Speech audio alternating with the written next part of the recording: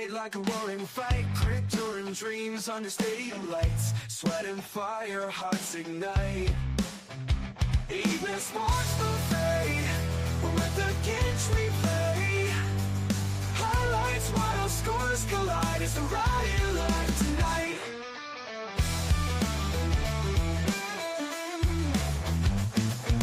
Blades drawn, bold on the chalkboard slate. Ladies and gentlemen, Rivals clash, it's a heavyweight fight.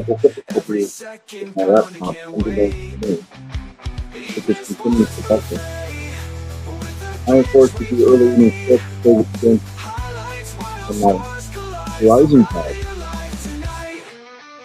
Anybody that watches this show knows that technology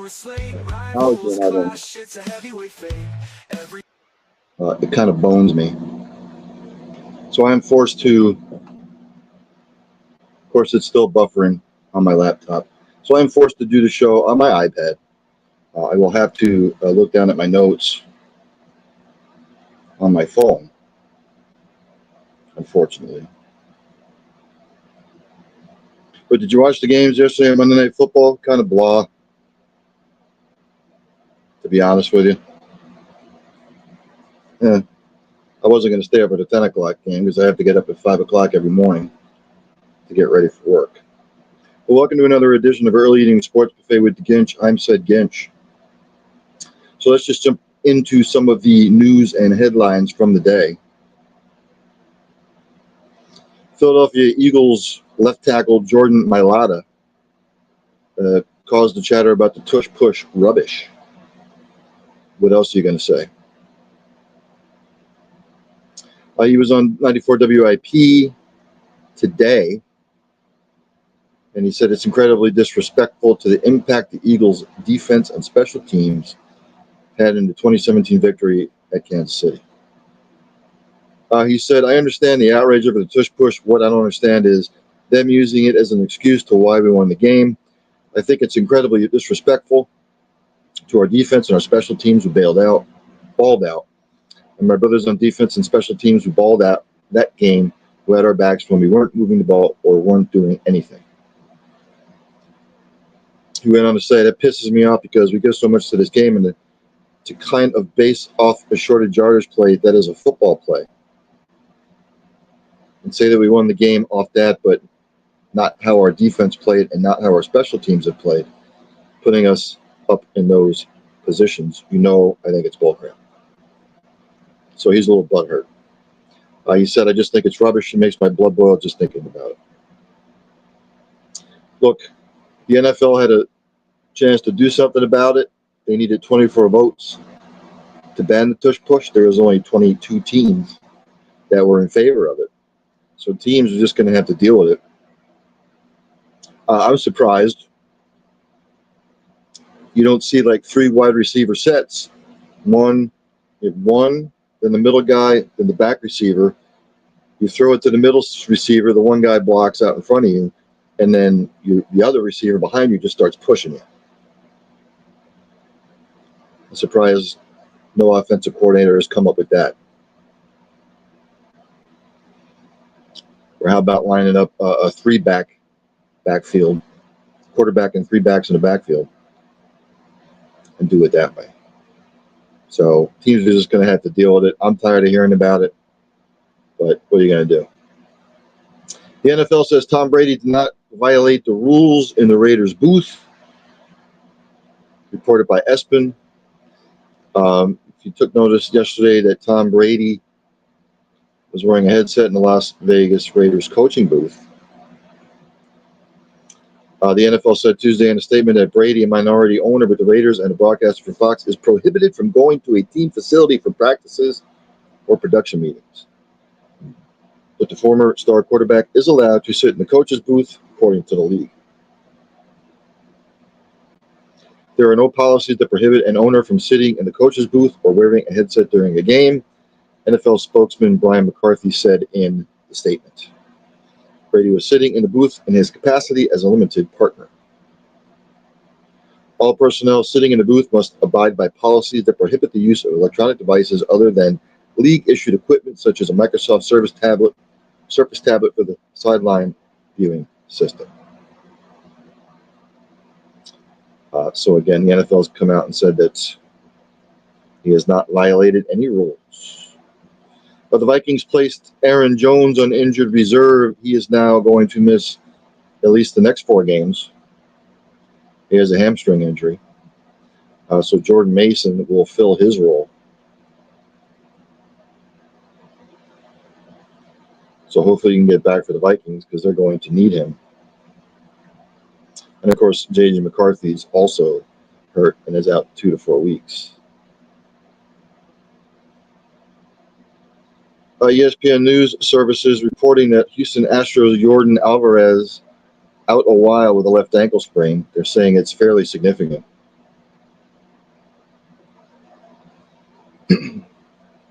Manager Joe Espada said on Tuesday that he is not going to give a timetable for his return, but they're going to keep him out. When they're going to need him, they're going to make a deep run. Sean McVay, who seems to get hurt in the sidelines all the time, is reported by the Associated Press. He tore his plantar fascia on Sunday while coaching the game. He said, the foot's good. I did tear my plantar fascia. So, yeah, and anybody who knows that they ever had a plantar fascia issue, it's painful.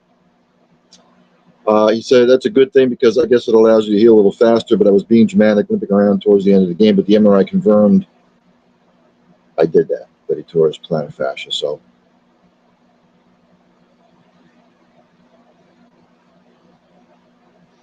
the Detroit Tigers ace Tarek Skubal is on track to start Thursday.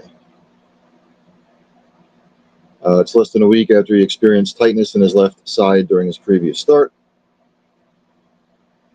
He said everything felt good.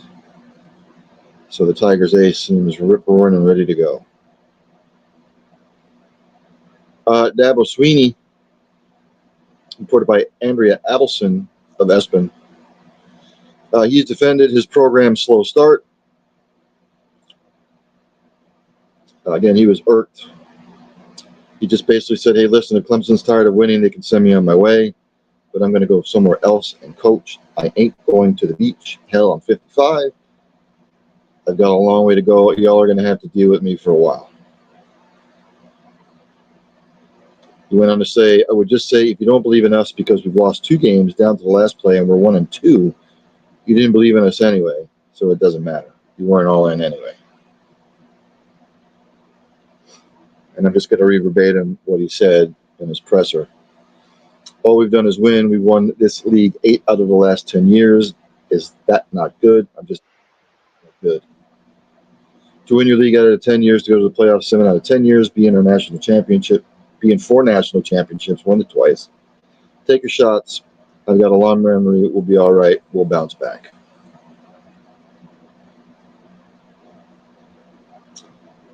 Dabo has been slow to adapt to the new world of college football vis-a-vis the transfer portal, NIL money, and some of the hires he's made over the last couple of years. I didn't understand the Garrett Riley hire. I don't think he's the right man for that particular job. Kate Klubnik, it's been 4 years. He shows flashes sometimes, then he makes idiotic mistakes. And he seems to make them at the most inopportune times. That's the thing. So look, Clemson's schedule the rest of the way. I've said this before. They're going to need help. They'll have to win their last 9 games to go 10-2, win an ACC title. That's the only way I see them making the playoffs. Sticking to college football news, Mr. John Mateer and Carson Beck have taken over odds-on favorites to win the Heisman, according to Vegas.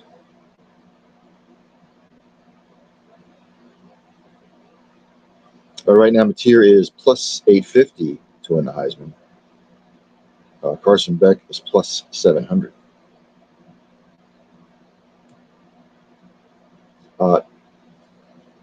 We'll see. because this is going to change tenfold as the season goes on. Some other news and notes from around the world in the NFL. The Steelers said they are likely to change returners after special teams gaffe, reported by Brooke Pryor. Rookie Caleb Johnson probably will not be returning kickoffs in Week 3, according to Mike Tomlin. So you make a mistake, not doing it. Quarterback Jared Allen for the Bills, reported by Elena Getzenberg of ESPN. Josh Allen will probably wear a clear visor on his helmet to help protect his nose during the team's Thursday night matchup. If anybody watched the game, he did suffer a bloody nose late in the first quarter. Missed only 2 plays. They shoved some gauze in there, rubbed some dirt on it, and they put it back out there.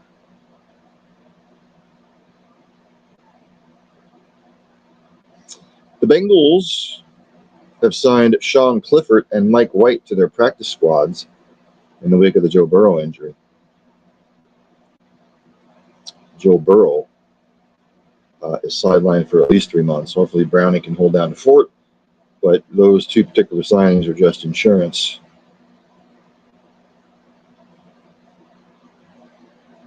As far as the Bengals go. Go to Major League Baseball. I went over the standings yesterday. Let's go over scores from yesterday. Cubs beat the Pirates 4-0. Diamondbacks beat the Giants 8-1. Braves over the Nats 11-3. Blue Jays over the Rays 2-1. The Orioles over the White Sox 4-1. Twins blanked the Yanks 7-0. Reds over the Cardinals 11-6. Astros over the Rangers 6-3. And the Phillies beat the Dodgers 6-5. For the most part, a full slate today. Right now, top of the second, comes up on the Pirates 2-1. Later on, Angels at the Brewers, Giants at the D-backs, Guardians and the Tigers are in the bottom of the second. Guardians up 1-0. Rain delay down there in Washington, Braves, Nationals. Bottom of the second, Athletics and Red Sox scoreless. Top of the first, Padres, Mets scoreless. Earlier today, the Braves beat the Nats 6-3. Later on, Blue Jays at the Rays, the Orioles at the White Sox, Yankees at the Twins, Mariners at the Royals, Red Sox at the Cardinals, Rangers at the Stros, Marlins at the Rockies, and the Phillies at the Dodgers. I did go over some Major League Baseball news.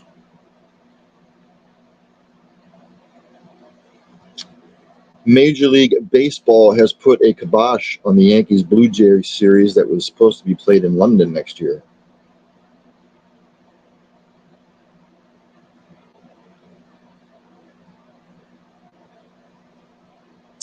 Commissioner Rob Manfred said the London games were off during a question and answer session after Front Office Sports tuned in event. So that's interesting. The Philadelphia Phillies are your National League East winners.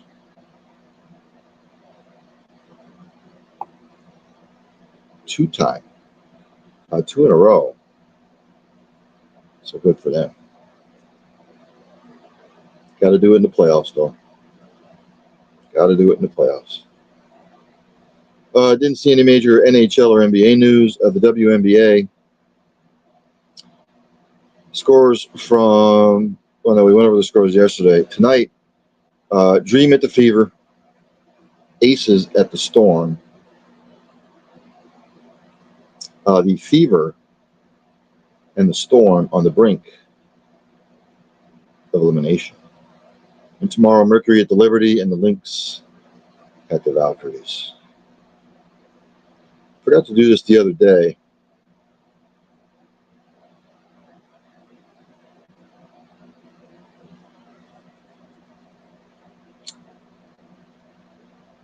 The English Premier League, soccer. I should follow more leagues in soccer, but the Premier League seems to be the most popular. On Saturday, Arsenal blanked Nottingham Forest 3-0, Bournemouth over Brighton 2-1, Crystal Palace over Sunderland 0-0 draw. Everton Aston Villa 0-0 draw. Fulham beat Leeds 1-0. Newcastle beat Wolves 1-0. Spurs blank West Ham 3-0. Brentford Chelsea 2-2 draw. Then on Sunday, Liverpool beat Burnley 1-0 and Man City beat Man United 3-0. So the table after this weekend's games, Liverpool sits on top with 12 points. Arsenal second with 9, as well as Tottenham and Bournemouth. Chelsea's fifth with 8 points.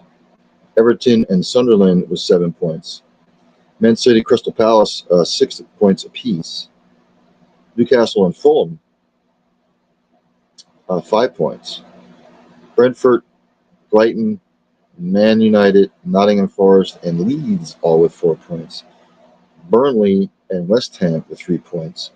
Aston Villa with 2, and Wolves have yet to secure any points.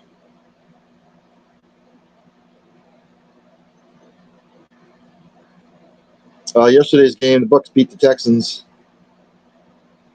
20-19. Kind of an ugly game. Baker Mayfield was 25 of 38, 215 yards, 2 touchdowns, no picks. Bucky Irving, 17 carries, 71 yards. Rashad White added a touchdown rushing. Tampa Bay receiving, Mike Evans, 5 for 56. Emeka Egbuka, Ryan Miller, each with touchdown receiving. Tyke Smith, 6 total tackles. On the Texans side, C.J. Stroud, 13 of 24, 207 yards, touchdown, no picks. Nick Chubb, 12 carries, 43 yards, and a touchdown. Nico Collins, 3 catches, 52 yards, and a touch. Leading tackler was Henry To'oto'oto.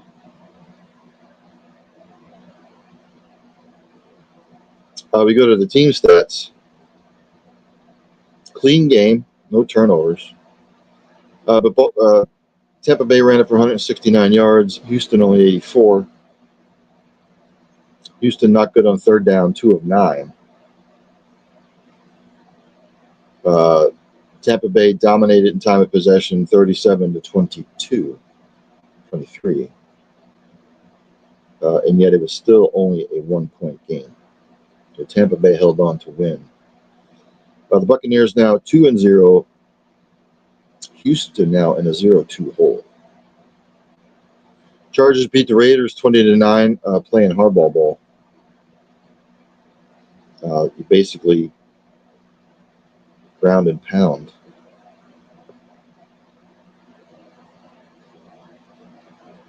For some odd reason, it's not showing me any stats for either team.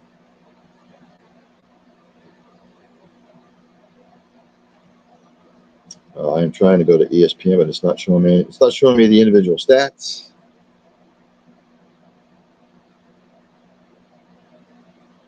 Not really showing me any team stats either. Raiders turned it over 3 times. That never helps.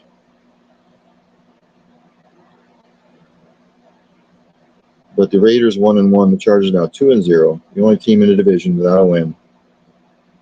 The Kansas City Chiefs.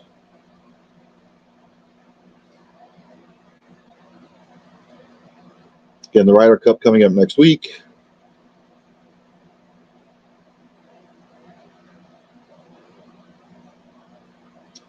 Champions League. This is the league phase. Games today. Arsenal beat Athletic 2-0. Union SG beat PSV 3-1. Real Madrid over Marseille 2-1. Juventus and Dortmund 4-4 draw. FK Karabag beat Benfica 3-2. And Spurs beat Villarreal 1-0. Tomorrow, Olympiacos and Pafos square off. Slavia Prague and Bodo Glimt square off. PSG and Atalanta. Liverpool and Atletico. Bayern against Chelsea. Ajax at Inter Milan. That's tomorrow.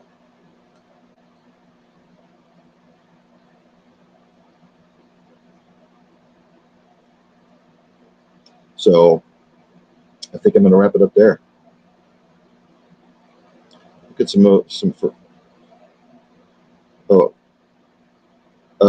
Brian Kelly apologized to the reporter today about his blow up. Look, if you don't want to answer questions, whatever the question is, don't have a press conference.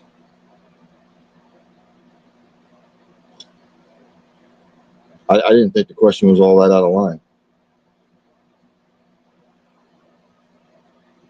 But that's who Brian Kelly is. He's a hothead. He has anger management issues. That's just what he does.